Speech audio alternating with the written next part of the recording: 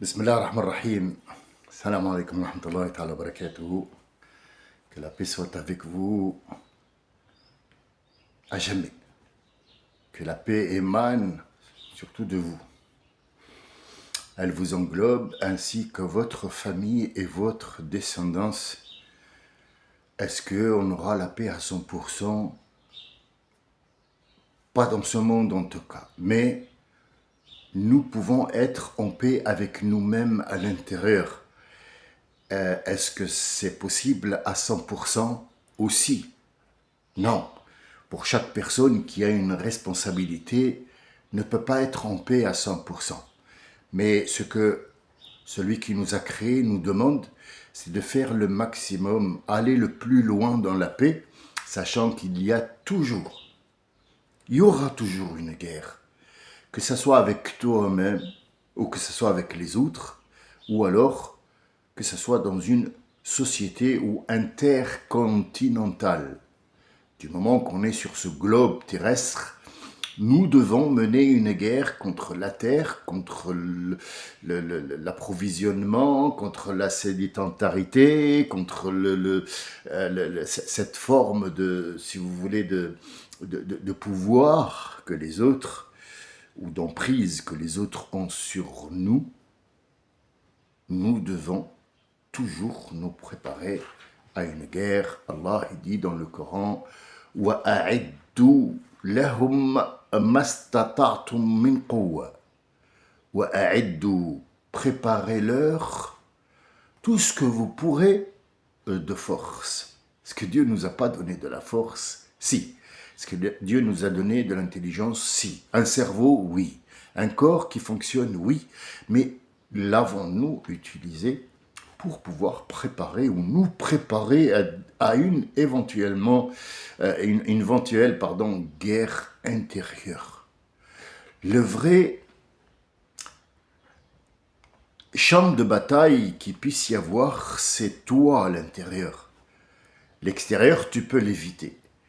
Il y a ce qu'on appelle les protocoles, il y a les façons de faire, les façons d'être, le savoir-faire, le savoir-être. Cela, on nous les apprend pour faire un métier. Alors pourquoi nous, on les rejette quand il s'agit de notre vie? Savoir-être et savoir-faire avec les autres, ça doit être 24 heures sur 24. Mais savons-nous faire avec nous-mêmes? Savons-nous être avec nous-mêmes? Là, la question est, j'ai remarqué pourquoi j'ai commencé par ces phrases-là qui sont d'une importance pour moi capitale et évidente, ça c'est vu. L'histoire de Zulaïkha, la position dans laquelle j'ai laissé l'histoire, n'a pas attiré grand monde, n'a pas fait réfléchir grand monde. Pourquoi? J'en sais rien.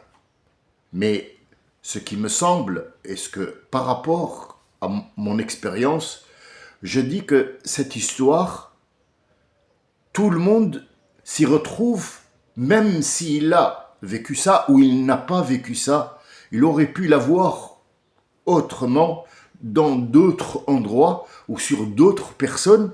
Et quand on voit et on se voit, on ne supporte pas. Je vais vous donner un exemple bête et simple.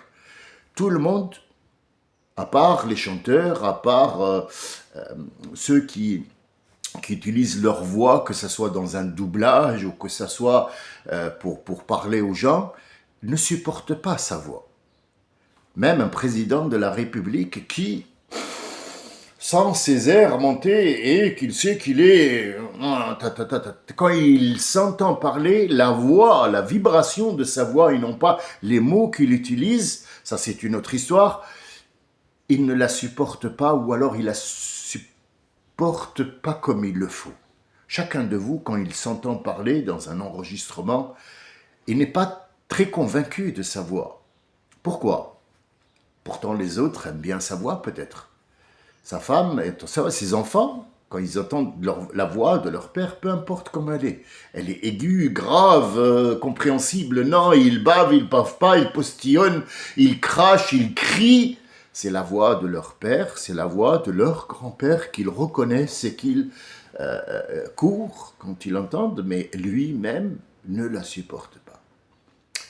Quel est cet effet étrange, quel est ce sentiment étrange de ce qu'on se reconnaît, on se voit dans une glace, on a toujours l'impression qu'on manque de beaucoup de choses, ou on n'est pas à la hauteur de ce qu'on veut, parce qu'on voit l'herbe qui est toujours verte chez les autres. Le problème, c'est que l'autre qui est en face, qui a, selon nous, l'herbe verte, la voit plus verte que chez lui, et il la voit en couleur.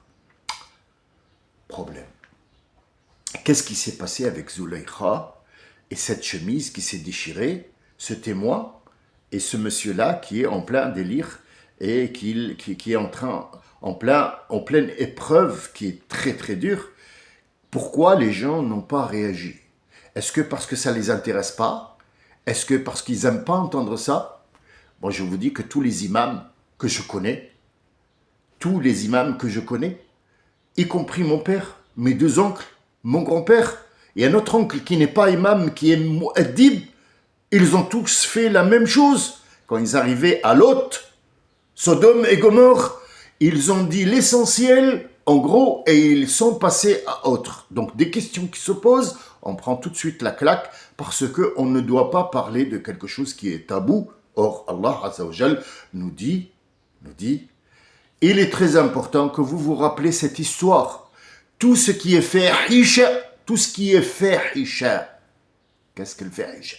Al-fawahish, en général, c'est tout ce qui est acte animal, acte sexuel.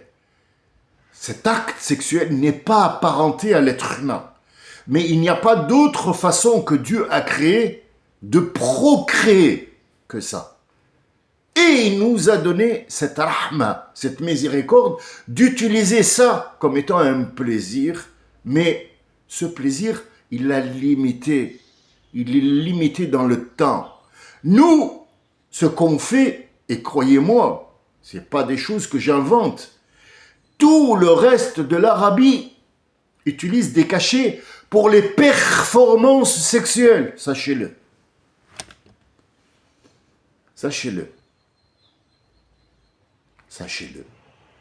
Nous ne vivons que pour ce corps. Nous ne vivons, homme ou femme, que pour ce corps.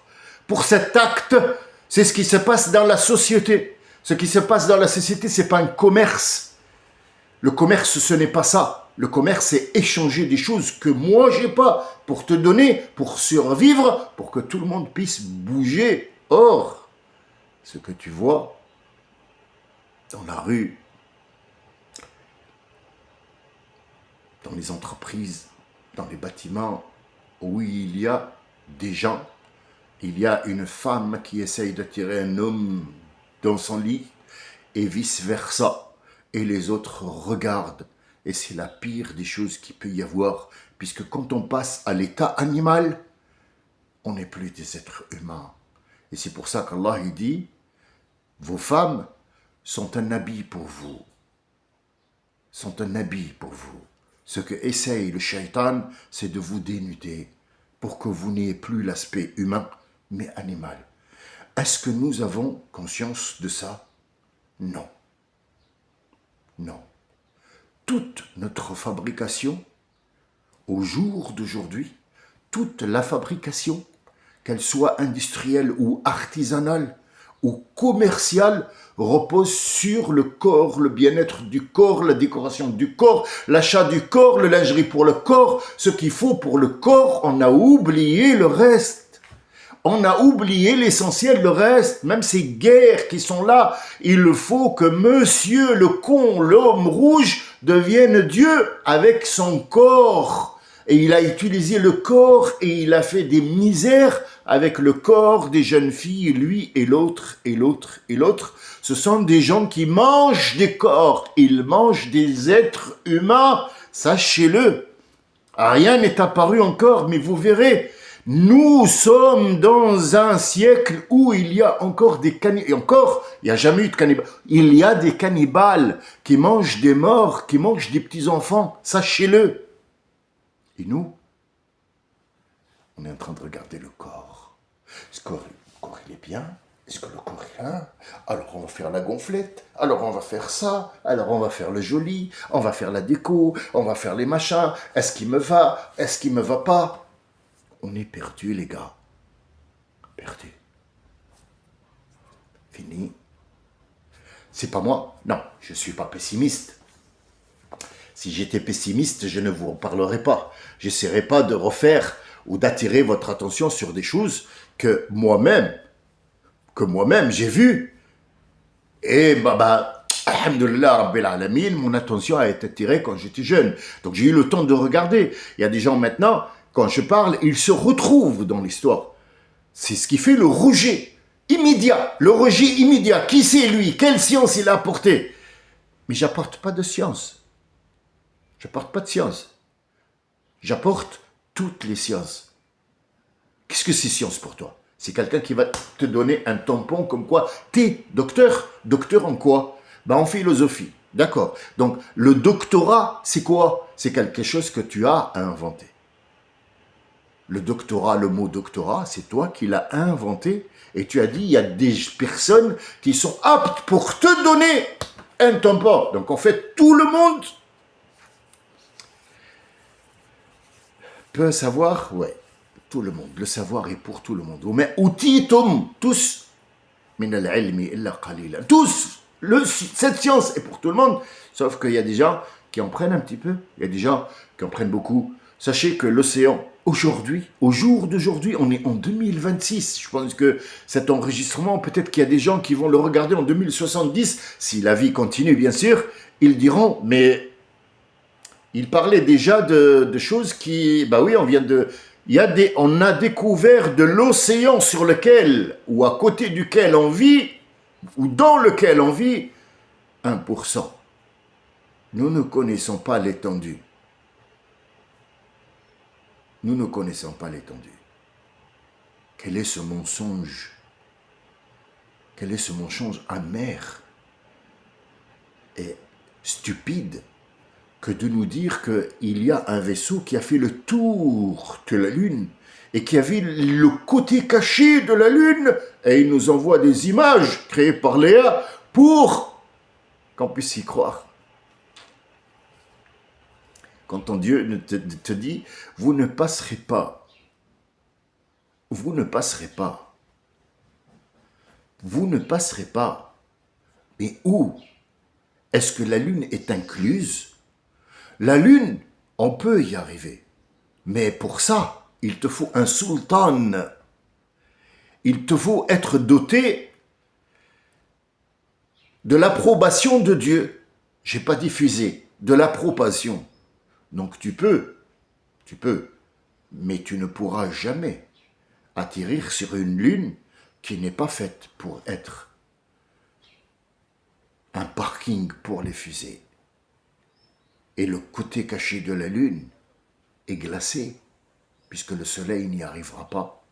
La lune est comme un miroir, sachez-le, la lune est comme un miroir.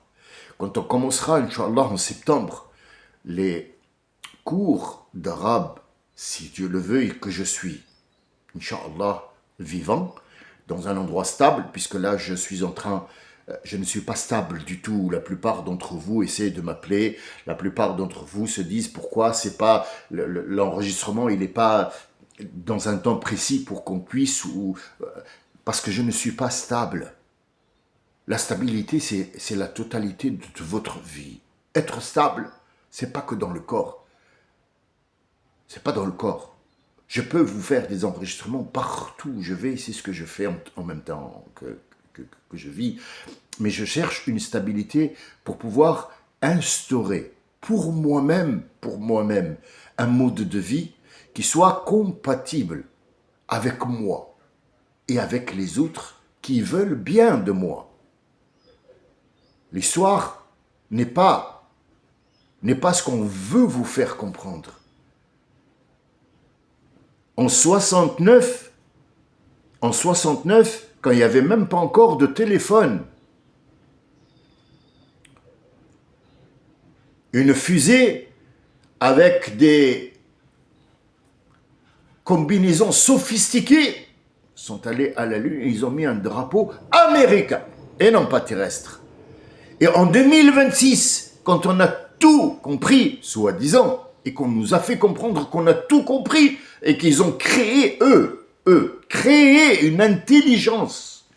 Or, ils n'ont pas d'intelligence, eux. C'est ça le problème.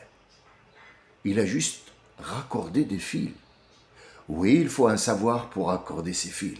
Oui, il faut étudier le fil pour savoir le raccorder, pour que ça puisse devenir une intelligence à qui on demande quel temps il fait aujourd'hui. Elle te répond dans toutes les langues. Pourquoi? Parce que c'est un être humain qui a mis tout ça.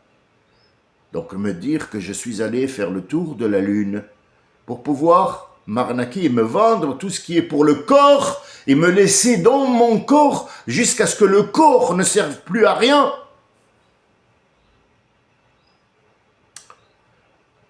Nous n'avons pas vécu. Pourquoi les gens se sont abstenus de regarder en face la scène de Zulaïkha, de Youssef, du témoin et de celui qui subit, parce qu'il est forcément dans l'un des quatre. Et quand il sent qu'il est dans l'un des quatre, pas forcément la même scène, pas forcément le même socle. Non. Ce socle-là, cette scène, se répète 24 heures sur 24 dans le monde entier. Que représente Zulaïkha ici? Zulaïkha, ce sont les pulsions, c'est la société qui veut absolument arriver à ses fins. Et les fins représentent le corps, ce petit sentiment de bien-être qu'elle cherche et qu'elle aura, et qu'elle court derrière, et elle s'en fout des conséquences, puisque même si on l'attrape avec cette fahisha, elle va trouver une solution. Comment arriver à ses fins et comment couvrir une vérité. Que représente Youssef? Youssef représente le monde entier. Ceux qui sont dans cette impasse-là, où il cède à la tentation, où il s'enfuit et il sera puni. Qu'avons-nous fait à l'islam? Rien. On ne peut pas le défendre parce que on va être puni. Et si on cède à la tentation, on sort de l'islam. Voilà ce que représente Youssef ici. Que représente Shahid? Le témoin. Le témoin, tout le monde témoigne que la vérité, elle est là. Mais c'est sa cousine. Et pourquoi il a témoigné? Parce qu'il tient à sa place auprès du Aziz. Il tient à son travail. Il tient à ce statut qu'il a dans la société. Il ne peut pas dire demain, moi je ne travaille plus chez vous parce que ça ne concerne, ça convient pas à mes mœurs. On va lui dire au revoir et merci. C'est ce qui se passe aujourd'hui. Il est obligé de témoigner. Parfois, témoigne bien. Cette scène-là, il doit témoigner pour que toi, tu comprennes quel rôle il joue. Et le cocu, on est tous quelque part cocus. Est-ce que c'est parce qu'on parle de femmes, cocu dans les femmes seulement? Non. On peut mettre notre argent à la banque, qui travaille avec et qui te fait du beurre, et l'argent du beurre, et la vache, et l'herbe, et on reçoit des miettes. Est-ce qu'on est cocu? Oui. Pourquoi? Parce que le cocu, c'est une trahison. C'est pas forcément concernant une femme qui a couché ou alors un adultère. Non, le cocu, c'est quelqu'un qui n'est pas au courant de ce qui se passe, qui se trame derrière lui dans une responsabilité qu'il doit absolument prendre en compte. On te force à aller mettre ton argent dans la banque pour que la banque puisse travailler avec cet argent-là, pour qu'elle puisse te donner des miettes. Si tu ne le fais pas, tu es hors jeu. Tu es hors jeu. Et si tu te fais comme Youssef, tu vas dire non, moi, machin, allez, mets-le en prison. et tu parles pas. Hein. Voilà pourquoi ce passage-là est très amer pour le monde où on ne fait pas attention. Ou alors on a appris, on a été modelé dans la tête pour faire abstraction sur des choses et voir d'autres choses, c'est ce que Dieu nous dit. Vous prenez des choses et vous jetez des choses que vous ne voulez pas. C'est un verset coranique. La question est-ce qu'on peut aller plus loin que ça? Si on refuse de voir les vérités, si on refuse que les gens parlent de nous, toujours je reviens sur Omar. C'est pas parce que je suis un adepte de Omar. Moi je suis un adepte d'Allah Azza wa Jal, de ce livre et de ce qui contient et Rasoul surtout. Surtout le Rasoul. J'essaie de lui ressembler. Dans quoi? Dans quoi? Le ressembler dans quoi? On a pris juste ce qui nous... je vais ressembler au prophète parce que je fais la barbe. Je vais ressembler au fait parce que je fais swag. Je vais ressembler au prophète parce que je vais dire bonjour, ça va. Non. Non. Le prophète est une représentation du savoir vivre et surtout, c'est les mœurs à l'état brut. Avons-nous les mœurs? Nous cachons des vérités. Chacun de nous a des secrets.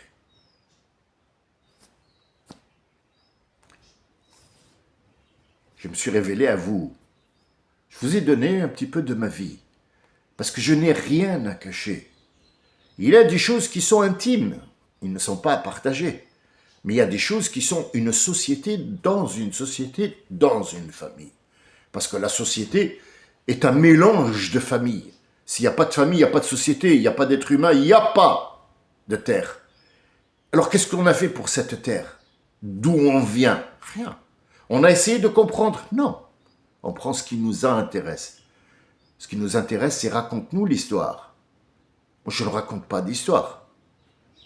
Ben non. Ben non. La vie, la Terre nous a donné des anti-inflammatoires, des antioxydants. Qu'est-ce qu'un antioxydant que la science a découvert? C'est quoi cet antioxydant? Simple. Ce sont des aliments qu'on mange pour que le sang qui circule dans nos veines ne s'oxyde pas. Ah bon? Pourquoi il s'oxyde? Parce qu'il y a du fer. Si tu n'as pas de fer, tu ne vis pas. Ça s'appelle anémie. Si tu as trop de fer, tu ne vis pas non plus. Qu'est-ce qui se passe? Ça s'oxyde. Comme un morceau de fer, comme un morceau de fer. Comme un morceau de fer. Tu vas rouiller. Et pour ne pas rouiller, il faut bouger. Il ne t'a pas donné le mouvement pour que tu ailles travailler, apporter des sous qui sont eux-mêmes du métal.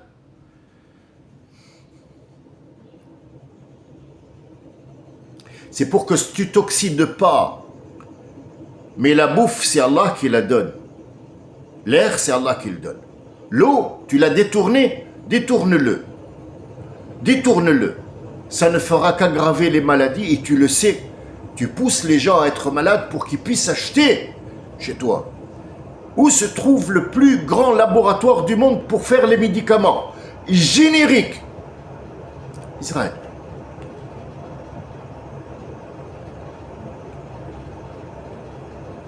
Quel est leur but? L'argent. L'argent. L'argent. Il vendrait sa mère, elle est déjà vendue sa mère. Depuis qu'il est né, il a déjà vendu sa mère. Pour l'argent. Il n'y a plus de valeur. Il n'y a plus de réflexion. Il n'y a plus tout ça. Est-ce que ça sert à quelque chose qu'on termine? Est-ce que ça sert à quelque chose qu'on va chercher? Chercher quoi? Nous essayons de faire une génération qui va pouvoir mettre en place des règles. Mais nous ne faisons que nous enfoncer dans le mensonge tous les jours. À quoi ça sert d'envoyer des milliards d'argent faire le tour d'un soleil ou d'une lune qui n'est pas faisable et qu'on nous fait croire que... Quel est le but? Où est le but? Ça sert à quoi? À quoi? À mentir. Donc si le mensonge a enveloppé ce monde, ça ne sert à rien de corticoter ou d'essayer d'ouvrir les sens cachés. Non. C'est mon humble avis.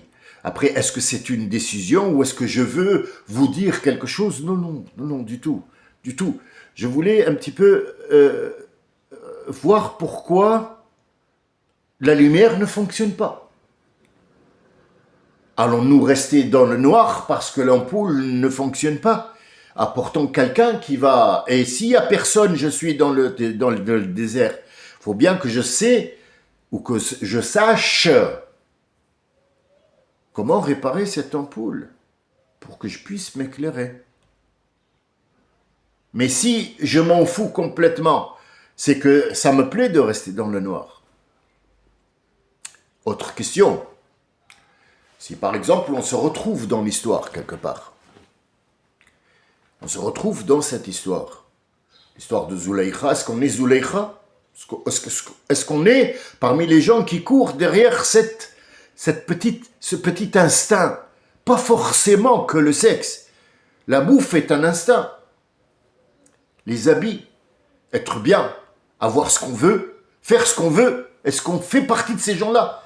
Est-ce qu'on fait partie des gens qui ne savent pas quoi faire? Est-ce que je cède ou je ne cède pas? Est-ce qu'on fait partie des gens qui vont prendre une décision? Est-ce qu'on fait partie des gens qui sont témoins? Pourquoi? Quand on se retrouve dans ces situations-là, on recule. Au lieu de prendre le taureau par les cornes, on recule. On va se cacher. Pourquoi? C'est simple. Parce qu'entre ce qu'on dit et ce qu'on veut, c'est pas pareil. Une fois, je vous ai raconté une histoire concernant une tante que j'avais. Cette tante, Allah ne lui a pas donné d'enfant. Elle a tout essayé. Le normal, le pas normal, elle ne peut pas avoir d'enfant. Est-ce que parce qu'elle a un problème d'utérus? Non. Est-ce que son mari est... Non. Non, non. Il n'y a pas plus ça dans l'appareil de reproduction, selon les docteurs. Tout va bien. Que ça soit sur l'alimentation, surtout. Mais elle ne devra pas avoir d'enfant. Et pourquoi? Ça, c'est une hypothèse et ce n'est pas une vérité, mais il y a au moins 70% de vérité. Ce que j'ai regardé, moi, depuis que je suis jeune, j'ai pris cette histoire-là et j'ai un petit peu observé, analysé et déduit sur des longues années et non pas sur une semaine ou un coup d'œil. Ah bah tiens, non, non. Ce que j'ai vu, c'est que cette dame, d'abord ce monsieur n'est pas apte à être responsable. Je parle de son mari, en connaissance de cause. Je ne parle pas d'un film que j'ai vu à la télé. Je parle d'une vie où on a vécu comme avant, vous vivez en famille. Et donc le petit garçon que j'étais, observé. Ce n'est pas un homme qui a une responsabilité. C'était la tante qui lui disait de faire. Fais ça, apporte-moi le sel. Va, tu es allé travailler, donne-moi l'argent. Regarde tes chaussures. Tu prends le bus, tu prends pas un taxi. Hein. Bon, quand tu sors du travail, tu me rapportes. C'est ça. Il n'a jamais été responsable. Il a été juste quelqu'un qui rapporte des sous. Cette image, on va la laisser de côté. L'autre. La femme était autoritaire. Autoritaire. Mais, il y avait autre chose aussi. Autre chose. Le mari aimait ça, aimait être dirigé. Parce qu'il n'a pas de couilles pour prendre des décisions. Pas ne pas faire... prendre des décisions, ça n'a rien à voir avec homme ou femme. C'est une responsabilité. On peut trouver une femme qui mène une famille parce qu'elle est responsable, parce que c'est un homme, c'est un fa'al, c'est un rajel, parce que son mari ne prend pas, par exemple, des décisions. Il ne sait pas. C'est pas du tout. Si on lui dit pas, il fait pas. Donc en fait, elle va prendre les décisions. C'est ça la responsabilité. Cet homme ne voulait pas prendre de décision, ni dans la maison, ni de sa couche, ni dans son frigo, ni dans son travail. Dans son travail, il ne prend pas de décision. Il ne fait qu'emballer. Et c'est elle qui téléphone au chef pour lui dire qu'il est malade, qu'il ne peut pas faire ça, qu'il ne peut pas faire ci, ne pas lui donner quelque chose parce qu'il ne réfléchit pas. Donc en fait, il aime ça. Est-ce qu'il aurait pu changer? Oui. Mais il ne doit pas changer. Il aurait pu? Oui. Mais il ne doit pas changer. Parce qu'il fait partie de cette scène-là qui doit se faire. Cette dame, elle a le pouvoir absolu, mais pas le pouvoir de responsabilité.